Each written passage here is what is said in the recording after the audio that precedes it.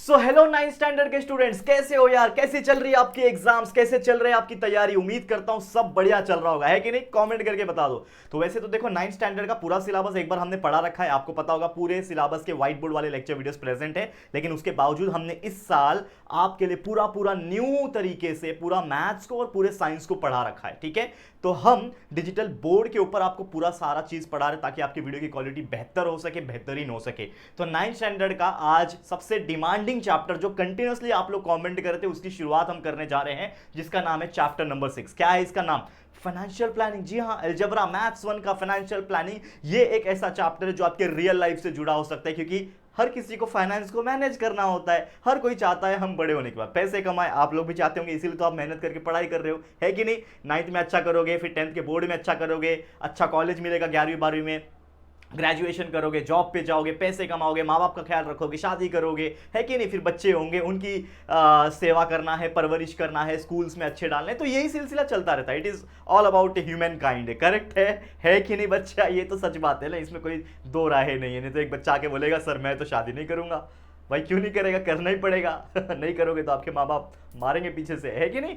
तो यार देखो, करना ही पड़ता है, किसी न किसी प्रेशर के कारण, पीयर प्रेशर के कारण करना पड़ता है। खैर चलो वो बात बाजू में रखते हैं, अब आ जाते हैं टॉपिक पे जो कि होने वाला है हमारा मैथ्स 1 का फाइनेंशियल प्लानिंग। अब ये फाइनेंशियल प्लानिंग किस बारे में है? तो फाइनेंशियल प्लानिंग है हम जो भी कमाते हैं दोस्तों पैसा, ठीक है? अभी देखो, जो आप तो स्टूडेंट हो, लेकिन कोई भी इंसान जब कमाता है, चाहे आपके पेरेंट्स हो चाहे कोई भी हो, जब कमाता है तो उसको हम लोग बोलते हैं इनकम, ठीक है? क्या बोलते हैं उसको? इनकम। लेकिन इनकम करने के बाद भी उसके बहुत सारे खर्चे हो जाते हैं। क्या हो जाते हैं? इनकम करने के बाद उसके बहुत सारे खर्चे हो, जैसे कि फॉर एग्जाम्पल आपके फादर कमाते होंगे, होपफुली आपके मदर भी कमाती होंगी। तो एक एग्जाम्पल लेते हैं कि किसी घर में सिर्फ फादर कमाते, तो अगर आपके फादर कमा रहे तो आपके फादर आपके घर का लाइट बिल आपको भरना है, मान लो रेंट पे रहते हो तो रेंट भरना है, ठीक है? ओके, आपके स्कूल जा रहे हो तो स्कूल की फीस भरने, ट्यूशन जा रहे हो ट्यूशन के फीस भरने, ठीक है ना? लाइट बिल है, वाटर बिल है, घर के खर्चे, राशन पानी के खर्चे हैं, आपके स्कूल ड्रेस है, यूनिफॉर्म्स है, उनके कपड़े हैं, वो कहीं जॉब पे जा रहे होंगे तो अप डाउन कर रहे होंगे, तो ट्रेन से जा रहे हैं, बाइक से जा रहे हैं, पेट्रोल के खर्चे हैं, देयर आर सो मेनी खर्चा। तो दैट खर्चा is terms is considered as the expenditure. उसको क्या बोलते हैं? एक्सपेंडिचर बोलते हैं। तो यहां पे मैं थोड़ा सा बताना चाहता हूं सबसे पहले आप लोगों को कुछ बेसिक टर्म्स जो कि आपको समझना पड़ेगा। अगर आप वो बेसिक टर्म्स समझ जाओगे बहुत ईजी हो जाएगा। तो जैसे मैंने क्या बोला, सबसे मेन चीज क्या होता है? इनकम। क्या होता है बच्चा? इधर ध्यान मत दो, यहां ध्यान दो जो लिख रहा हूं। तो सबसे पहला इनकम होता है, कोई भी इंसान इनकम करता है, उसके बाद उसमें से बहुत सारे पैसे क्या हो जाते हैं? खर्च हो जाते हैं, जिसको बोलते हैं हम लोग एक्सपेंडिचर। एक्सपेंडिचर मतलब खर्चा हो जाना। उसके बाद जब इनकम हो जाता है, उसके बाद सब खर्चे हो जाते हैं, तो कुछ पैसे शायद बच भी जाते होंगे, तो that is nothing but savings, ठीक है? That is nothing but saving. तो इससे एक फॉर्मूला डिराइव हो सकता है कि भाई सेविंग अगर आपको निकालना है तो इज इक्वल टू जो आपका इनकम रहेगा उसको माइनस कर दो एक्सपेंडिचर को, ठीक है? तो saving is equal to income minus expenditure. मतलब जितना भी आपका इनकम है, लेट्स सपोज 20,000 रुपया इनकम है, 20,000 रुपया मंथली कमाते हैं आपके फादर, एक एग्जांपल दे रहा हूं, ठीक है? उसमें से 15-16 हजार में आपका पूरा घर चल जाता है, सब खर्चा मिला के 15-16 हजार, मान लो 16,000 में हो जाता है, तो कितना बच रहे? 4,000। तो 4,000 क्या हुआ? सेविंग्स हुआ, बचत हुआ। That is nothing but finance, यानी ये पूरी चीज को फाइनेंस बोलते हैं। और अगर हम उसको प्लान कर रहे हैं, चाहे उसको हम पैसे बचा सके, पैसे को इन्वेस्ट कर सके, that is nothing but the planning. तो आइए कंसेप्ट जानते हैं। तो हर इन्वेस्टर, अगर हम बात करें, जो भी अमाउंट को अगर मान लो स्पेंड करता है to meet the primary necessities, क्योंकि हर एक का पहला मकसद यही होता है कि मैं पैसे कमाऊं, तो मेरे को करोड़पति नहीं बनना है। सबसे पहला मकसद इंसान का पैसे कमाने का होता है जरूरतमंद की चीजें पूरी करना, खाना पीना रहना, ये जरूरतमंद की चीजें होती है, उसको पूरा करने के लिए वो पैसे कमाता है। और इनकेस बच जाता है तो वो सेव करता है रिमेनिंग अमाउंट को। एंड ऑल्सो कुछ ऐसे लोग होते हैं, इसी सेविंग अमाउंट जो बच जाता है, जैसे एग्जांपल दिया मैंने कि 4,000 बच गया, उस सेविंग अमाउंट को क्या करते हैं वो लोग? इन्वेस्ट करते हैं। जैसे मान लो कुछ लोग कहते हैं पैसा बच गया, अब ये पैसा बैंक में पड़ा रहेगा, तो बैंक में डालेंगे तो कितना परसेंट मिलता है? मान लो 4% मिलता है, 5% इंटरेस्ट मिलेगा, तो 4% 5% से क्या होता है? बैंक में पड़ा रहेगा। तो लोग उसको इन्वेस्ट करते हैं। क्या करते हैं? स्टॉक मार्केट में डालते हैं। सुना है कि नहीं? शेयर्स में डालते हैं, सुना ही होगा आपने। अभी तो आप बहुत सारी मूवीज देख लिए होंगे, समझ में आ गया होगा स्टॉक मार्केट, शेयर मार्केट क्या होता है, ठीक है ना? बहुत सारे लोग स्टॉक में डालते हैं, बहुत सारे लोग इसके गोल्ड खरीदते हैं, वो भी इन्वेस्टमेंट हो गया। बहुत सारे लोग पैसा जमा करते हैं, घर खरीदते हैं, वो भी एक इन्वेस्टमेंट हो गया। जमीन खरीदते हैं, इन्वेस्टमेंट हो गया। तो there are so many things जिसको पैसे से वो क्या करते हैं? इन्वेस्ट करते हैं, ताकि फ्यूचर में वो चीज अच्छा हो सके, पैसा उनका ग्रो हो सके। मतलब इन शॉर्ट सबका मकसद क्या होता है? जो पैसा बच रहा है उसको कहीं पे इन्वेस्ट कर दो ताकि वो पैसा ग्रो करे, पैसा बढ़े। यानी अगर मैंने हर महीने 5-5 हजार डाल रहा हूं तो मुझे साल साल में कितने मिलने चाहिए, 60,000 मिलने चाहिए, लेकिन मुझे 60 ना मिले बल्कि 1 लाख मिल जाए, ऐसा कुछ इन्वेस्टमेंट स्कीम बता दो, ऐसा बोलते हैं ना, तो वही चीज है। तो इसी चीज को कहा जाता है दोस्तों फाइनेंशियल प्लानिंग। यही सब चीज को क्या कहते हैं, फाइनेंशियल प्लानिंग बोलते हैं। समझ में आ गया होगा, बेसिक फंडा था। ओके, अब आगे बढ़ते हैं। इनका मेन पर्पस क्या है, फाइनेंशियल प्लानिंग का मेन पर्पस क्या है, प्रोटेक्ट करना, यानी जो पैसा है उसको प्रोटेक्ट करना, उससे घर चलाना, प्रोटेक्शन के ऊपर ध्यान देते हैं, और साथ ही में आपका जो वेल्थ है, जो पैसा है, वो ग्रो हो सके। तो दो चीज होती है, एक होता है सेविंग, जैसे मैंने बोला कि मान लो जो भी आपने इनकम किया उसमें से एक्सपेंडिचर माइनस कर दिया तो आपका क्या आ जाएगा, सेविंग्स आ जाएगा। करेक्ट है, क्या आ जाएगा, सेविंग्स आ जाएगा। तो सेविंग्स बहुत सारे तरीके से किया जा सकता है। सेविंग बैंक में रख के पैसा सेव किया जा सकता है, शेयर मार्केट में रख के सेव किया जा सकता है, लेकिन share market is subjected to market risk.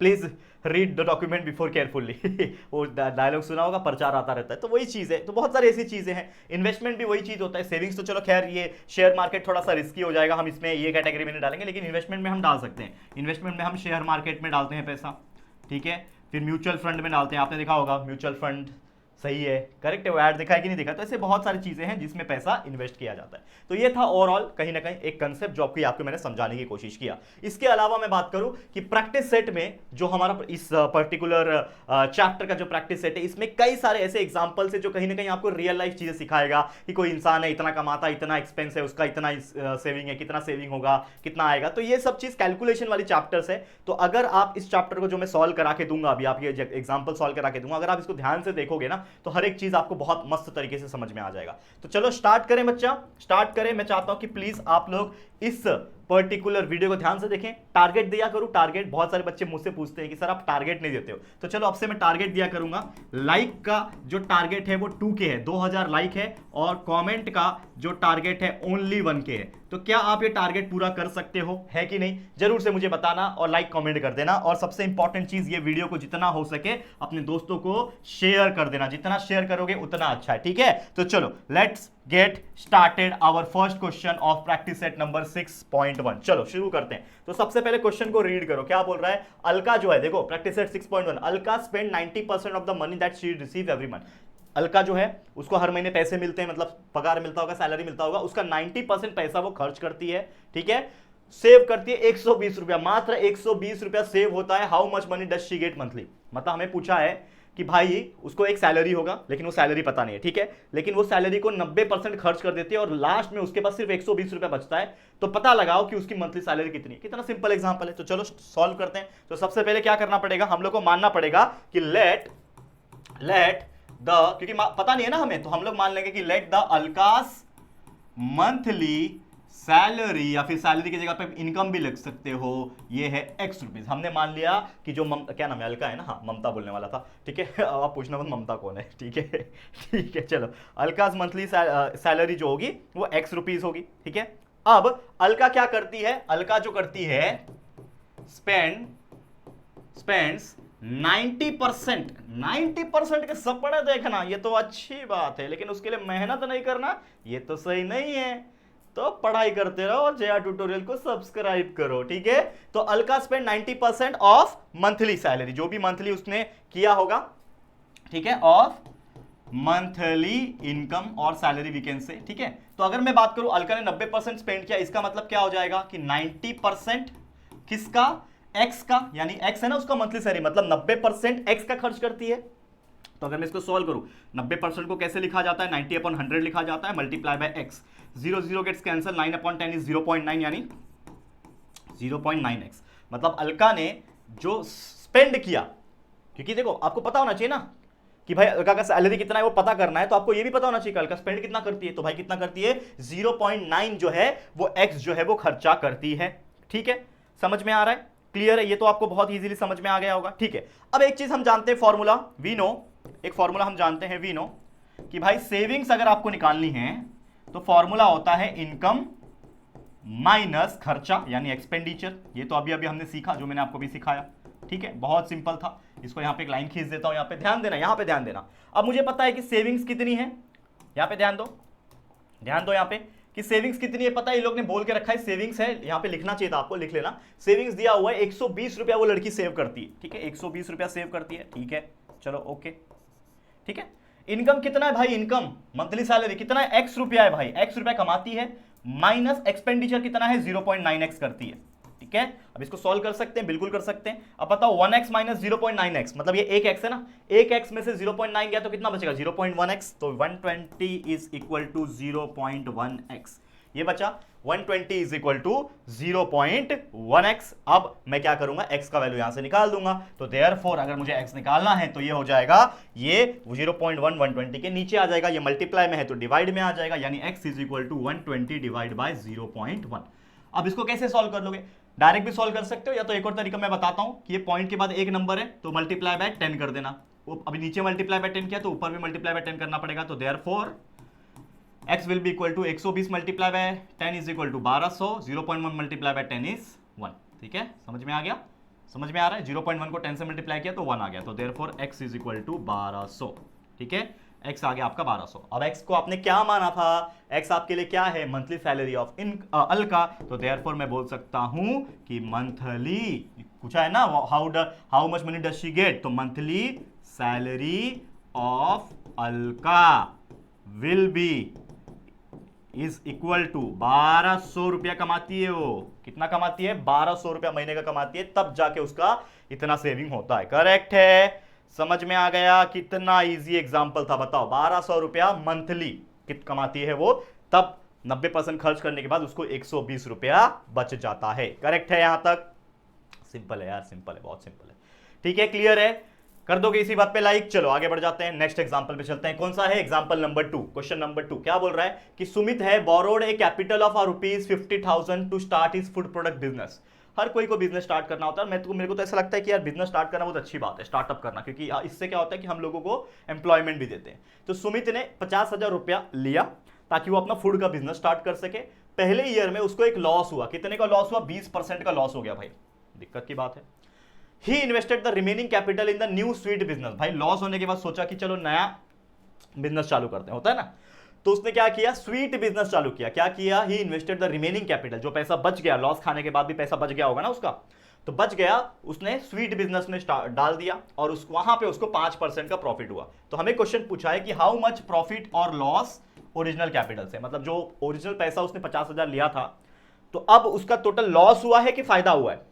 कहीं ना कहीं आपको देख के अंदाजा हो जाएगा क्वेश्चन को कि क्या हुआ है, लेकिन फिर भी हमें यह देखना है कि क्या हुआ है, उसका लॉस हुआ है कि फायदा हुआ है। तो चलिए शुरुआत करते हैं इस क्वेश्चन की। तो सबसे पहले हम लोग क्या करेंगे, क्वेश्चन का सॉल्यूशन लिखेंगे। सबसे पहले उसने ओरिजिनली कितना बोरो किया था, ठीक है, ठीक है, तो हम लोग बोलेंगे कि सुमित ओरिजिनली बोरोड, कितना बोरो किया था, टोटल पैसा 50,000 रुपया, ठीक है, सुमित ने कितना बोरो किया, 50,000 रुपीज जो है उसने बोरो किया, ठीक है। बाद में सुमित को लॉस भी हुआ, कितने का, देखो यहां पे लिखो, सुमित इनकर्ड लॉस, कितने का हुआ भाई, 20% का loss of 20% in food business, ऐसा लिखो भाई कि उसको फूड बिजनेस में लॉस हुआ। तो लॉस निकालने के लिए कैसे करेंगे, अगर टोटल लॉस अगर मुझे निकालना है, क्योंकि यहां पे लॉस हुआ है ना बच्चा, अगर मुझे यहां पे लॉस निकालना है तो मैं कैसे कैलकुलेट करूंगा,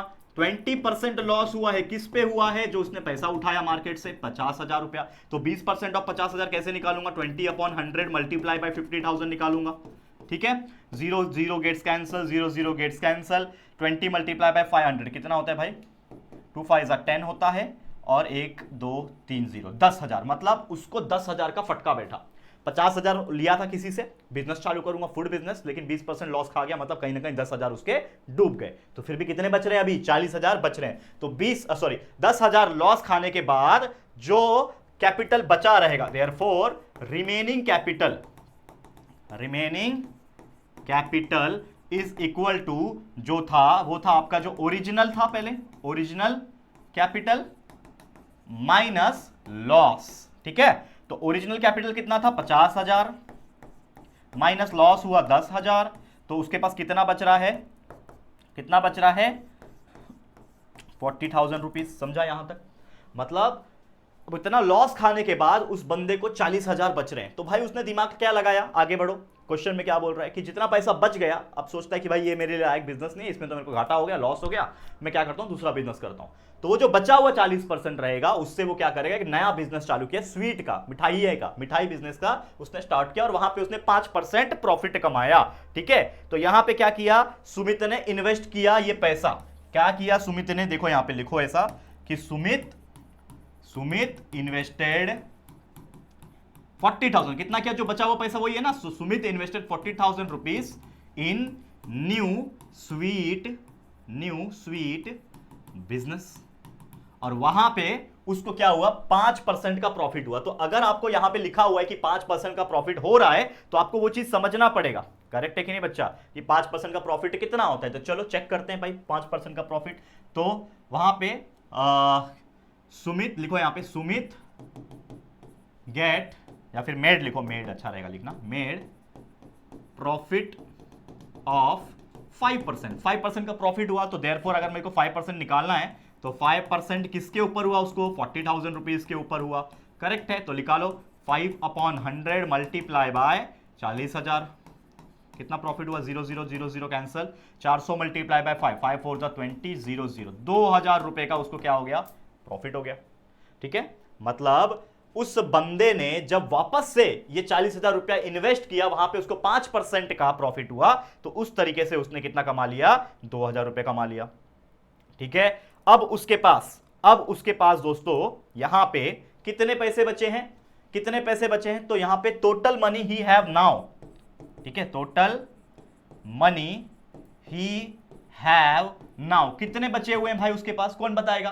पहले 40,000 रुपए थे उसके पास, जब सब कुछ लॉस कर दिया था तो 40,000 रुपए थे, उस पर प्रॉफिट भी कमाया 2,000, और मतलब कहीं ना कहीं जो टोटल मनी उसके पास है वो फिलहाल में है 40,000 रुपया प्लस 2,000 रुपया, कितना है 42,000 रुपीज।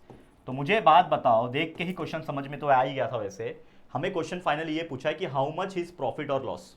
ठीक है, तो मुझे बताओ अभी उसके पास 42,000 रुपीज है, पहले शुरुआत में कितना लिया था, 50,000, तो ओवरऑल उसको क्या हुआ, प्रॉफिट हुआ कि लॉस हुआ, भाई लॉस ही हुआ ना। तो हम बोल सकते हैं कि देयरफॉर क्या नाम है उसका, सुमित इनकर्ड, या फिर यहां पे मैं अगला पेज ले लूं क्या, यहां पे जगह कम पड़ रहा है, मैं एक नया पेज ले लेता हूं, चलो यहां पे लिखता हूं, therefore Sumit made loss, that will be equal to 50,000 total था minus 42,000, that is nothing but 8,000 का उसको क्या हो गया, लॉस हो गया, 8,000 रुपीज का उसको क्या हो गया, टोटल लॉस हो गया। ठीक है, अब परसेंटेज ऑफ लॉस निकालना है अगर आपको, ठीक है, अगर आपको परसेंटेज ऑफ लॉस निकालना है तो आप लिख सकते हो percentage of loss will be equal to, कितना परसेंटेज ऑफ लॉस कैसे निकालोगे भाई, उसको लॉस कितना हुआ 8,000, कितने में से हुआ, 50,000 में से हुआ, मल्टीप्लाई बाय 100, 2 0 कैंसल, 2 0 कैंसल, ठीक है, 1 0 1 0 1 0 1 0 कैंसल, 5 1 5 5 1 5 30, 5 6 30, 16% का उसको नुकसान हुआ, परसेंट लॉस।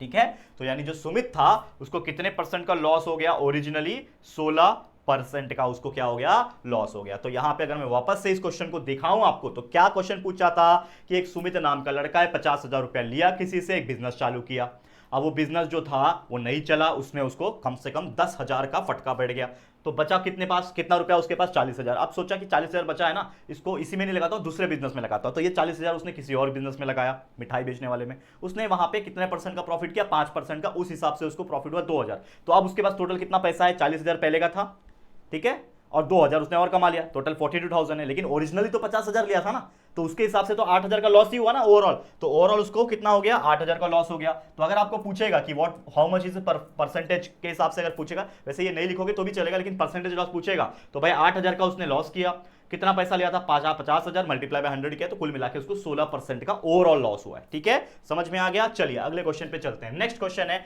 निखिल नाम का लड़का है, क्या कर रहा है ये, Nikhil spend 5% of his monthly income, Nikhil क्या कर रहा है, 5% मंथली इनकम का क्या कर रहा है, वो स्पेंड कर रहा है। ठीक है भाई, अच्छी बात है, Nikhil spend 5% of his monthly income on his children education. Obviously आपके पापा भी बहुत मेहनत करते होंगे और आपके फीस के लिए पैसा भरते होंगे। कभी सोचा है कि यार कितना मेहनत करते हैं हमारे फादर, और जस्ट हमारा फीस भरने के लिए रात दिन एक करके मेहनत करते हैं, घर चलाने के लिए मेहनत करते हैं। कितना निस्वार्थ प्रेम होता है फादर का। लेकिन हर कोई माँ की तारीफ करता है, यस माँ की जगह कोई नहीं ले सकता, लेकिन फादर की जगह भी कोई नहीं ले सकता, ये भी ध्यान में रखना बात, ठीक है। Nikhil spend 5% monthly income children के एजुकेशन में, उसने 14% इन्वेस्ट किया, देखो यहाँ पे लिखा है 14% शेयर में इन्वेस्ट किया, 3% बैंक में डाल रखा है, 40% डेली एक्सपेंस है उसका, डेली का खर्चा राशन पानी, और उसके पास बैलेंस बच जाता है 19,000। भाई बहुत पैसा कमाता है ये बहुत पैसा कमाता है। What was his income that month, उस महीने में कितना पैसा आया उसके पास, बहुत पैसा कमा रहा है यार। चलो चेक करते हैं कितना पैसा कमाता है, ठीक है। तो चलो, तो सबसे पहले मैं बात कर लेते हैं कि जो मंथली इनकम है निखिल का, वो मान लेते हैं x। तो let the monthly income of Nikhil भाई साहब will be equal to x rupees. हमने मान लिया कि निखिल जो है उसका मंथली इनकम कितना है भाई, x रुपीज है, ऐसा मैंने मान लिया। अब x रुपीज मंथली इनकम है। अब निखिल ने 14% शेयर में डाल रखा है, 3% बैंक में डिपॉजिट कर रखा है, ठीक है। कुल मिला के यही बोल रहा है ना, 14% बैंक में डाला है, 3% ये किया है, तो मतलब कहीं ना कहीं ये चीज क्या है, इन्वेस्टमेंट है उसके लिए, ठीक है। ये क्या है उसके लिए, इन्वेस्टमेंट है, ठीक है। तो मैं बात करूं अगर टोटल इन्वेस्टमेंट जो उसने किया है, टोटल इन्वेस्टमेंट, खर्चा बाद में लिखेंगे, लेकिन total investment he made that is कितना है, 14% उसने बैंक में डाला है, सॉरी माफ करना, शेयर में डाला हुआ है, 14% of share plus 3% in bank, ठीक है। ये इतना उसने डाल के रखा है भाई, ओके, समझ में आ रहा है। अब मैं क्या कर लूंगा कि भाई 14 प्लस 3%, मतलब कुल मिला के कितना हो गया भाई, 14 प्लस 3 17%, मतलब कुल मिला के ये भाई साहब 17% ने 17% के हिसाब से इसने क्या कर रखा है, इन्वेस्ट करके रखा है। लेकिन 17% किसका, 17% किसका, यहां पे ना मैं एक काम करता हूं ना, इसको नीचे ले लूं क्या, ठीक है, ठीक है, ऑफ एक्स, मतलब जो टोटल कमाई है उसका ना, तो 17% ऑफ एक्स, ठीक है ना, 17% ऑफ एक्स। तो एक्स कितना है मेरे पास, मतलब एक्स तो पता नहीं है वैसे, 17% मतलब कितना होता है, 17/100 होता है, मल्टीप्लाई बाय एक्स। तो यहाँ पे ये हो जाएगा 0.17x हो जाएगा, 17 को 100 से डिवाइड करोगे तो 0.17x हो जाएगा। समझ में आ रहा है, ठीक है, ओके। अब इसके आगे अगर मैं बात करूं, ये तो हो गया टोटल इन्वेस्टमेंट, ठीक है, इसको चाहिए तो 1 मान लो, इक्वेशन नंबर 1, ठीक है। अब ये जो है, क्या नाम है इसका भाई, भूल जाता हूं इसका, निखिल वापस से 5% क्या खर्चा कर रहा है, मंथली इनकम चिल्ड्रन के ऊपर खर्चा कर रहा है, मतलब कहीं ना कहीं उसका क्या है 5%, ठीक है, खर्चा है, और 40% भी उसका खर्चा है डेली एक्सपेंस का, मतलब कुल मिला के खर्चा भी लिखेंगे, ये तो इन्वेस्टमेंट हो गया। अब लिखते हैं हम लोग टोटल एक्सपेंडिचर, टोटल इन्वेस्टमेंट लिख दिया, अब टोटल खर्चा लिखेंगे। टोटल एक्सपेंडिचर कितना है उसका, टोटल एक्सपेंडिचर है जो उसका कितना है भाई, क्या नाम है, इसको मैं क्या करता हूं ना बच्चा, नीचे ले लेता हूं, थोड़ा सा ना स्पेस कम करेगा, नहीं तो इसको मैं थोड़ा सा नीचे ले लेता हूं, 1 मिनट आप देखो बस, यहाँ पे मैं जो बता रहा हूं, ये जो पोर्शन है ना, इसको मैं नीचे ले लेता हूं, ठीक है, इसको मैंने नीचे ले लिया, ये यहाँ पे आ जाएगा, और ये जो है यहाँ पे आ जाएगा, और ये जो लाइन है वो यहाँ पे आ जाएगा, ठीक है। अब ठीक है, अब ठीक है, टोटल एक्सपेंडिचर कितना कर रहा है, 5% चिल्ड्रन पे कर रहा है, ठीक है, प्लस 40% डेली एक्सपेंस है, डेली एक्सपेंस है, तो कुल मिला के कितना हो गया, 5 + 40 यानी 45% ऑफ एक्स जो है वो क्या कर रहा है, खर्च कर रहा है। तो लिखा लो यहाँ पे, देयरफॉर टोटल एक्सपेंडिचर जो खर्च हो रहा है वो हो रहा है कितना, 45% ऑफ एक्स, यानी 45/100 multiply by x, and that will be equal to 0.45x, correct है।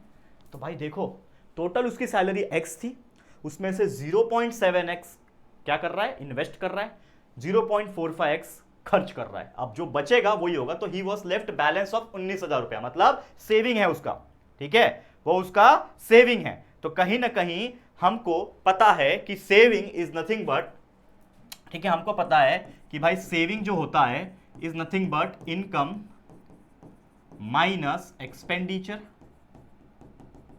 ठीक है।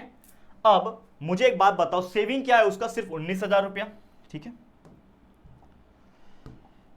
19,000 उसका सेविंग है, इनकम है एक्स, एक्स है ना, एक्स लिया है ना इनकम, माइनस एक्सपेंडिचर कितना है, तो ये भी एक्सपेंडिचर है और कहीं ना कहीं ये भी तो एक्सपेंडिचर में ही आ गया ना, तो मतलब 0.17 और 0.45 दोनों ही एक्सपेंडिचर में आ जाते हैं, क्योंकि दोनों ही तो खर्च ही हो रहे हैं ना, पैसे तो वो दे ही रहा है। तो मैं इसको लिखूंगा 0.17x प्लस 0.45x, क्योंकि ये दोनों के दोनों भले ही वो इन्वेस्ट करे या फिर खर्च करे, पैसा तो जा ही रहा है ना, तो वो उसका एक्सपेंडिचर हो गया। तो क्या हो जाएगा ये 19,000 बराबर 19,000 इज इक्वल टू एक्स, इन दोनों को प्लस करो, कितना हो जाएगा 0.45 प्लस 17 52 62 मतलब 0.62x। ठीक है, अब x में से 0.62 जाएगा मतलब 1 माइनस 0.62 जाएगा, तो मतलब बचेगा 0.38x। तो 19,000 इज इक्वल टू 0.38x। तो देयरफॉर x का वैल्यू यहां से आ जाएगा 19,000 डिवाइड बाय 0.38 सॉरी 38। अब सेम वही चीज, पॉइंट के बाद दो नंबर है तो 100 से मल्टीप्लाई हो जाएगा, यहां पे ऊपर भी 100 से करना पड़ेगा। तो क्या हो जाएगा इससे क्या हो जाएगा, नया पेज ले रहा हूं देखो आपके सामने। तो देयरफॉर x का वैल्यू आ जाएगा कितना, पहले था 19,000 था ना, 19,000 था ऊपर और 100 से मल्टीप्लाई हुआ मतलब 2 जीरो और आ गया, और नीचे 0.38 मल्टीप्लाई बाय 100 था मतलब 38 बन जाएगा। करेक्ट है, यहां तक समझ में आ रहा है, बहुत इजी बहुत इजी। ठीक है ठीक है। अब देखो 19 के टेबल में 19 वन जा 19, 19 टू जा, अरे उल्टा हो जाएगा ना, sorry sorry sorry sorry sorry sorry sorry sorry 19 टू जा 38, 19 वन जा 19, 2 0 2 0 2 0 1 2 3 4 5 0 1 2 3 4 5 0। ठीक है, ये आ गया 2 के टेबल में 2 वन जा 2 और ये टोटल है 1 0 यूनिट 10 100 1000 10,000 लाख, तो 1 लाख डिवाइड बाय 2 कितना आ जाएगा 50,000 आ जाएगा। ठीक है, तो देयरफॉर x का वैल्यू आ गया 50,000 रुपया। तो आपने x को क्या माना था, मंथली इनकम माना था, आपने x क्या माना था, निखिल का मंथली इनकम, और वही तो पूछा है उसने। ठीक है, तो therefore monthly income of Nikhil is equal to 50,000 रुपया। अच्छा खासा पैसा कमाता है बाबू। ठीक है, 50,000 रुपया कमाता। चला मंडली, नेक्स्ट क्वेश्चन पे चलेंगे। नेक्स्ट क्वेश्चन, अब मैं यहां पे क्वेश्चन नंबर 4 आपके लिए होमवर्क के तौर पे छोड़ रहा हूं, क्योंकि कंपाउंड इंटरेस्ट है और ये सब चीज आप पहले से पढ़ चुके हो। ठीक है, नेक्स्ट क्वेश्चन पे जा रहा हूं, एक बहुत ही इंटरेस्टिंग और मजेदार क्वेश्चन है, यहां पे ध्यान देना, जो कि है आपके लिए क्वेश्चन नंबर 5। ठीक है, क्वेश्चन नंबर 5 में डायरेक्ट जंप कर रहा हूं, question number 4 is your homework. Last question for today, क्या बोल रहा है, Samira spent 90% of income and donated 3% for socially usual cause. बहुत अच्छी बात है यार, समीरा क्या करती है, 90% इनकम को, ठीक है, मतलब खर्च करती है और 3% को सोशली दान दे देती है, ऐसा मतलब किसी जरूरतमंद लोगों को, और उसके पास 1750 रुपया फिर भी बच जाता है हर महीने के एंड में। तो इसका मंथली इनकम कितना है, देखो बहुत इजी क्वेश्चन है ये भी। अगेन तो सेम वही करेंगे कि let the monthly income be x. ठीक है, तो let the actual monthly income of Samira is equal to x rupees. ठीक है, मैंने मान लिया उसका है एक्स रुपीज। ठीक ठीक ठीक। खर्च कितना कर रही है, टोटल खर्च, टोटल एक्सपेंडिचर, ठीक है, कितना कर रही है भाई, 90% कर रही है प्लस 3% कर रही है। किसका करेगी, ऑब्वियसली सैलरी का करेगी, यानी एक्स का करेगी, यानी हो गया 93% ऑफ एक्स। ठीक है, तो therefore 93 upon 100 multiply by x, तो ये हो जाएगा 0.93x। तो टोटल खर्चा कितना कर रही है, 0.93x कर रही है।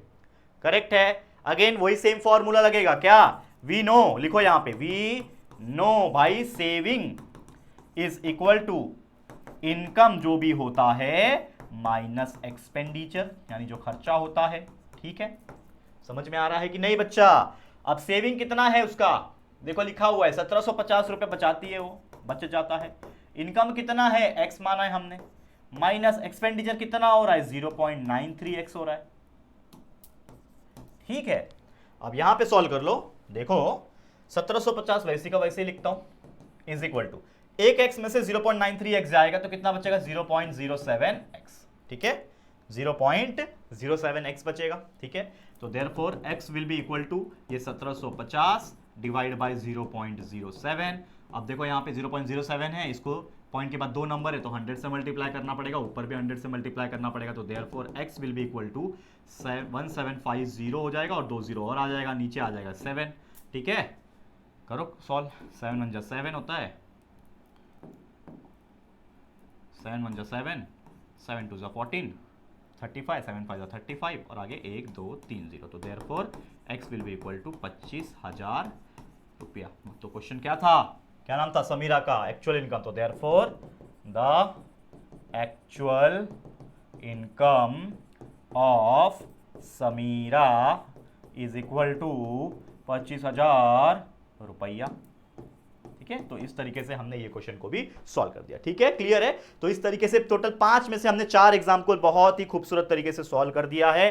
तो हम बोल सकते हैं कि इसी के साथ ये पूरा का पूरा जो प्रैक्टिस सेट है ये होता है कंप्लीट, और बस एक ही प्रैक्टिस सेट बाकी रह जाएगा इसके बाद, जो कि हम करा देंगे उसको अगले लेक्चर में। तो आप लोग बने रहना। और क्या आपको इस प्रकार के वीडियो देखना पसंद हो रहा है, तो हम ऐसे ही आगे के जितने भी चैप्टर्स बचे हुए हैं, चाहे मैथ्स 1 के मैथ्स 2 के न्यू बैच के अंदर, वैसे तो पूरा सिलेबस व्हाइट बोर्ड के वीडियोस अगर आप 7th चैप्टर भी सर्च करोगे तो भी आपको मिल जाएगा, 6th चैप्टर भी सर्च करोगे तो भी मिल जाएगा, मैथ्स 2 का भी मिल जाएगा, साइंस का भी मिल जाएगा, सारी चीज पहले से ही कंप्लीटेड है। लेकिन न्यू बैच के अंदर भी जो आगे के बचे हुए चैप्टर्स है साइंस मैथ्स के, वो कंटिन्यूस ला रहे हैं हम लोग, इसी प्रकार से लाएंगे वीडियो के फॉर्म में, प्रीमियर के फॉर्म में। तो अगर आपको पसंद आएगा तो प्लीज हमें सपोर्ट करना। और मैं चाहता हूं कि जितना हो सके आप अपने सभी 9वीं के फ्रेंड्स को पूछ के पूछो कि यार तुमने जया ट्यूटोरियल चैनल पे विजिट किया है कि नहीं, चैनल को सब्सक्राइब किया है कि नहीं, क्योंकि यहाँ पे बेस्ट क्वालिटी एजुकेशन आपको मिल रही है। तो प्लीज शेयर करते रहना। और ये वीडियो आपको कैसा लगा जरूर से कमेंट करना। वीडियो पसंद आएगा तो प्लीज वीडियो को लाइक करके, शेयर करके चैनल को सब्सक्राइब जरूर कर देना, बेल आइकन को भी प्रेस कर देना ताकि वीडियो की नोटिफिकेशन मिलेगी। ठीक है, तो चलो फिर जल्दी मिलेंगे एक और न्यू वीडियो में, तब तक के लिए thank you and good bye.